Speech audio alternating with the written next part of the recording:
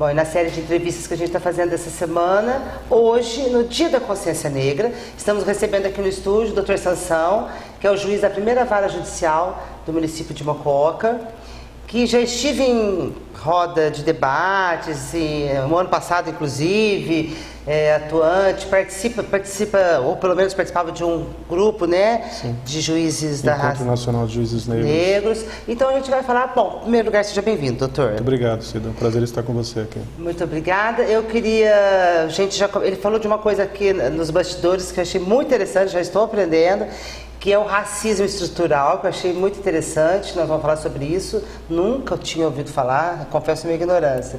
E eu acho importante a gente compartilhar isso com quem está nos assistindo, né? Sim. Então, a primeira pergunta que eu queria fazer para o senhor é o seguinte: o senhor acha que esse dia, a gente falou sobre a data ser tão controvertida, você acha que esse dia tem que ser comemorado? É um feriado válido? Qual que é a sua opinião?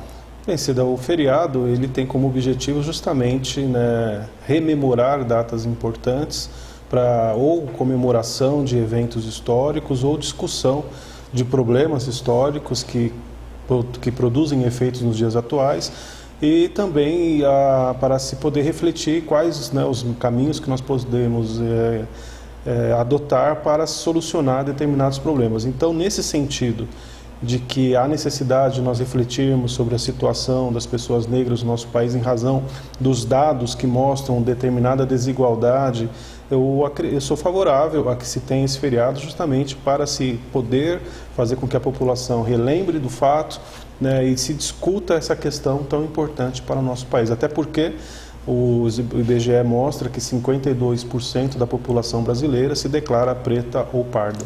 Então, recentemente, essa semana, inclusive, a mídia divulgou, né, que nas universidades aumentou o número de negros, ultrapassou 50%, mas, no entanto, o IBGE, o senhor mesmo tem uns dados aí que mostram que a raça negra, ela, em todos os sentidos, ela é mais discriminada. Sim, é importante nós diferenciarmos o que é o racismo circunstancial, que é aquele racismo praticado por uma pessoa que ofende uma pessoa negra, xingando-a de adjetivos que visam, né, injuriá-la ou menosprezar a sua condição humana, e até mesmo a discriminação racial, que é aquela situação pela qual a pessoa deixa de ter acesso a um serviço, ou a um cargo, ou a um benefício, ou a um direito em razão da sua condição social, em razão da sua cor, do racismo estrutural, que o racismo estrutural é um conceito que visa a demonstrar que a sociedade como um todo foi estruturada de uma forma que privilegia uma parte dela e, ao mesmo tempo, marginaliza uma outra parte da sociedade. E por que existe o racismo estrutural? Como eu estava dizendo, nós temos dados que foram, né, colhidos pela recente pesquisa do IBGE que mostram que há uma diferença, né, de tratamento real entre a população branca do país e aquela população que se enquadra como pretos e pardos, que são chamados os negros. Por exemplo, 75% das pessoas mais pobres, segundo o IBGE, é constituída de pessoas negras, 75% da pobreza, então, está concentrada em pessoas negras, né? Ou seja, pretos e pardos. E, por outro lado, o IBGE mostrou que 70% das pessoas mais ricas são pessoas brancas, né? E mostrou também o IBGE que entre os 10% de rendas menores per capita, 3 vezes mais são negros do que brancos. Então, aí, né, 3/4 dessas pessoas mostram que há uma discrepância. O IBGE também mostrou que as 10% das pessoas que têm maiores rendas são 70% brancos, né? No nível gerencial de empresas, né, etc., o IBGE mostrou que apenas 12% dos gerentes são negros, ao passo que 86% dos gerentes, aqueles que estão em condição de comando nas empresas, nível gerencial, não estamos nem falando de diretoria ou presidência de empresas, porque aí não existe. A questão é muito difícil você ver alguma pessoa negra nessas posições. Na política, o senhor tem algum dado? Na política, a gente, por exemplo, o senhor mesmo falou, né, você está vendo ali a Assembleia, vendo o Senado, quase que não tem... Quase que você não vê representação de pessoas negras que É bom lembrar, segundo o IBGE, 52% da população é de pessoas negras, né? Ou seja, pretas e pardas. Então tinha que ter metade representado lá, né? Em tese, se houvesse uma proporcionalidade, metade, por exemplo, do Congresso, metade do Poder Executivo, ou das pessoas que estão nos cargos do Poder Executivo, ou mesmo metade no Judiciário. No Judiciário como que é? No Judiciário, foi feita uma pesquisa há cerca de 2, 3 anos que mostra que apenas 16% dos magistrados do país se declaram pretos ou pardos. 16%. De universo, hoje nós temos um universo de 18 mil juízes no país. E dentro desses 16%, apenas 2% mais ou menos se declaram negras, ou seja, pretas, né? Na maioria, então, dos 16%, 2% são negros realmente, no sentido de uma pele mais escura, e o restante são pardos. Os 14% são pardos. Um outro dado que eu acho que é importante a gente dizer aqui, para mostrar essa questão do racismo estrutural, porque o racismo estrutural ele se divide em 3 vertentes, para nós entendermos, né? Na vertente econômica, política e da subjetividade. E na questão econômica, nós vemos pelos dados do IBGE que o rendimento médio, né, da pessoa no Brasil, da pessoa branca, é de R$ 1.846. E o rendimento médio, né, esse é o rendimento médio de pessoas negras, R$ 934. Uma diferença de 57%. Mais da metade. Quase a metade. E 61, segundo os dados do Infopen, né, que é a informação do sistema penitenciário, 61% das pessoas que estão presas são negras, né? Ou seja, pretas e pardas. Então esses dados e essa teoria do racismo estrutural é uma coisa para a gente pensar. O senhor acha que tem solução? Como é que o senhor vê isso? Então, justamente, um dos objetivos, acho que, do feriado da consciência negra é justamente a população parar um dia e refletir, né? Por que nós vivemos num país que está constituído dessa forma, né? Porque o racismo, enquanto estrutural, ele na verdade normaliza, né, algumas discrepâncias que não deveriam existir, porque as pessoas entendem que isso sempre foi assim e não há como mudar. E na verdade isso não é verdade, porque isto é desta forma em razão de eventos no passado. Nós somos apenas o produto do nosso passado. Então, nós precisamos entender o nosso passado para podermos formular novas políticas para que tenhamos um futuro diferente.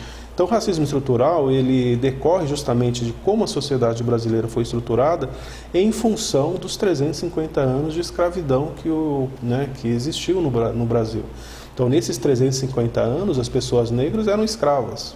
Né? Mas, doutor, por outro lado, parece que existe um movimento, uma onda de estudos têm mostrado, as pessoas têm levantado essa questão, uma onda que o racismo está aumentando, que as discriminações estão aumentando. O senhor percebe isso? Então, veja... Parece que nós não estamos evoluindo, estamos involuindo. Então, quando nós entendemos que o racismo é estrutural, ou seja, a sociedade foi montada de forma a privilegiar um determinado grupo em prejuízo de outro, quando você começa a discutir essas questões para mudança, automaticamente esse grupo que está privilegiado, entre aspas, vai abrir mão de determinados direitos, né, ou de determinados, como se diz hoje, vantagens ou privilégios, para que haja uma equalização. E isso causa reação. E é natural que haja reações desse jaez, ou dessa espécie, normalmente quando existem crises econômicas agudas, né? Isso historicamente você percebe. Havendo crises econômicas agudas, quando está em jogo a questão da sobrevivência, né, do dinheiro necessário para a própria sobrevivência da pessoa, as pessoas entram em conflitos e aí você quer, no caso da Europa, por exemplo, coloca-se a culpa no imigrante que estaria tirando o emprego das pessoas que, né, nasceram naquele país. Então tem muito a ver nessa questão de aumento da discriminação em razão de problemas econômicos que o mundo está enfrentando. Então não é diferente no país, porque quando você, né, vai, entre aspas, colocar a mão quando tem alguma política que vai afetar o bolso da pessoa, né, as vantagens da pessoa, isso gera uma reação que é normal e compreensível. A literatura que o senhor teve acesso com relação ao racismo estrutural, o senhor disse que tem um autor dessa teoria. Tem um livro chamado O que é Racismo Estrutural, o professor Silvio Almeida é o autor, né, ele é professor no Mackenzie, formado, né, pela USP, acho que tem doutorado pela USP também, e ele é o presidente do Instituto Luiz Gama, né, que foi uma figura importante na época da monarquia, que lutou contra o abolicionismo. Ele realmente era, inclusive, foi escravizado, ele era filho de um fidalgo português com uma escrava, e depois esse pai dele tinha problemas de jogos, era viciado em jogos, acabou perdendo todos os recursos que possuía e por fim vendeu o próprio filho como escravo para saldar dívidas. Nossa, que Isso história. na Bahia. Mas ele conseguiu ir para o Rio de Janeiro, depois para São Paulo, e em São Paulo ele conseguiu, né, alcançar a própria liberdade, e mesmo não sendo matriculado na Escola de Direito, na Faculdade de Direito do Largo de São Francisco, que é a USP, a atual USP, ele frequentava as aulas. E como ao ouvinte. frequentar como ouvinte, né, e se tornou um advogado que ele chamava rábula, né, aquela pessoa que não tinha o diploma oficial, mas que conhecia do direito, e como advogado, ele, como rábula, né, ele com autorização para advogar nos tribunais, ele conseguiu a libertação de mais de 500 escravos por meio de ações judiciais. Então foi uma figura realmente importante, o Luiz Gama, pouco conhecido na nossa história. Gente, que história, hein? Que história! Então, Luiz Gama, quando houve a morte dele, né, em São Paulo, houve uma comoção tamanha comparável àquela comoção que houve no Brasil quando da morte do nosso ídolo Ayrton Senna. Dada a relevância, a importância, a vida de que ele dedicou, né, para a libertação de escravos, e não cobrava por isso, né, sempre ajudava as pessoas, né, de forma graciosa, e mesmo outras pessoas que procuravam para a sua advocacia. Então ele se tornou uma pessoa realmente de destaque na sociedade paulistana e na sociedade brasileira, e infelizmente pouco conhecido dos brasileiros em geral.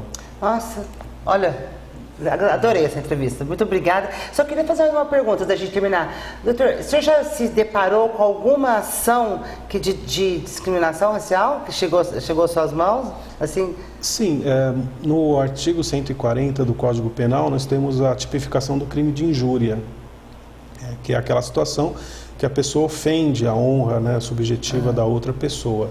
E num dos parágrafos desse artigo tem lá uma qualificadora, uma causa de aumento, que se dá quando a pessoa faz essa ofensa invocando elementos de raça, de origem, etc. Então isso é mais comum acontecer no judiciário. Já enfrentei casos de fato que a pessoa foi denunciada em razão do que nós chamamos do crime de injúria racial. A pessoa ofender a outra, a dignidade, né, dignidade da pessoa, a honra subjetiva que ela possui, invocando elementos, né, de cunho racial, por exemplo, né, chamando, como nós sabemos aí, né, o macaco, né, o seu negro fedido. Então essas expressões, né, tipificam um crime de injúria racial. Isso é mais ou menos comum, infelizmente, de se tratar no judiciário. Agora, existe um outro crime que seria a discriminação racial. Que é diferente. Que é diferente. A discriminação racial é aquela situação que a pessoa impede uma pessoa de ter acesso a um direito ou a um cargo em razão da sua raça, né, em razão da sua condição. Então, é privar a pessoa de um direito, né, em razão dela ser de uma determinada raça. Então, isso é um crime também, né, previsto não no Código Penal, mas numa lei específica, mas é muito mais difícil de ocorrer. Eu nunca tive um caso. Pelo menos aparentemente, né? O senhor tem esperança? O senhor tem esperança que o racismo estrutural vai melhorar, ou que que as pessoas internamente vão mudar os paradigmas, vão quebrar os paradigmas? Sim, sou uma pessoa otimista, porque nós estamos evoluindo, né, socialmente. À medida que a educação, né, vai sendo disseminada, em que a importância, a senhora me perguntou nos bastidores sobre as cotas, né? As cotas raciais, se eu era a favor ou contra. Inicialmente eu era contra, porque eu passei a ver de uma forma diferente à medida que eu comecei a participar desse Encontro Nacional de Juízes, e aí tive acesso a pesquisadores, a pessoas que refletem, pensam e escrevem sobre essas questões, mostrando o seguinte, que o discurso que se tem, que as cotas ofendem a meritocracia, é porque, na verdade, as pessoas não percebem que a população negra, como os dados do IBGE mostram, estão em desvantagem com, né, as pessoas de cor branca. Então, como você falar de meritocracia se um parte né, bem mais à frente do que o outro. Você fez uma analogia que eu gostei, é como sair para uma corrida, né? As pessoas brancas, em razão das oportunidades, né, e condição socioeconômica que possuem no nosso país, em razão de aspectos históricos e sociais, eles estão na linha de chegada, mas na linha de partida, mas a população negra está 100, 200 metros atrás. Então, como que pode falar de meritocracia se eles saem de momentos diferentes? Então, para um negro, ele alcançar posições de destaque é muito mais difícil do que seria para uma pessoa na condição branca. Agora, por exemplo, semana passada eu vi uma reportagem no Estado de São Paulo, no jornal Estado de São Paulo, que mostra, né, a diferença entre condição socioeconômica de pessoas em determinados bairros de São Paulo, comparando-se com outras pessoas na condição socioeconômica diferente num bairro mais periférico. Normalmente são pessoas negras no bairro periférico, pessoas brancas naqueles bairros mais abastados. Enquanto, por exemplo, uma influenciadora digital, R$50 mil de remuneração, aquela professora de pedagogia, R$1.800. Quanto se gasta com a formação dos filhos, né, aquele menino dessa família abastada, os pais gastam cerca de R$18 mil por mês, né, uma condição, ao passo que o que se gasta naquela família de condição mais humilde, que na maioria das vezes é negra, em razão desse racismo estrutural que nós possuímos, é justamente apenas com a alimentação, né, com aquilo que é básico. Então veja, como você vai pegar esses dois filhos, né, dessas famílias que a mesma oportunidade, que têm a mesma oportunidade para concorrer aos mesmos cargos? Existe uma diferença. O senhor teve uma infância difícil? Sim, sou de todos, quer dizer, quem me conhece sabe, nós somos de uma família de pessoas pobres, né? Meus pais não têm o ensino fundamental completo. Como que o senhor criou essa oportunidade? Então, isso é uma coisa importante. É porque tem gente que fala, o seu Vitorino, o Chiquinho, o importante é que a gente vai à luta. Mas tem agora ficou claro, né? Com esse racismo estrutural, como que você vai enfrentar tudo isso? É exceção, né? O senhor é uma exceção. Exatamente. Infelizmente, por enquanto, ainda somos exceções justamente porque é muito mais difícil você, né, vencer essas barreiras, porque você parte com, vamos dizer assim, já devendo, né? Você parte mais atrás, você precisa, né, correr um pouco mais, se esforçar um pouco mais. A luta é mais árdua. Exatamente, para querer um pouco mais. Eu como mulher sinto isso. É difícil vencer essas diferenças.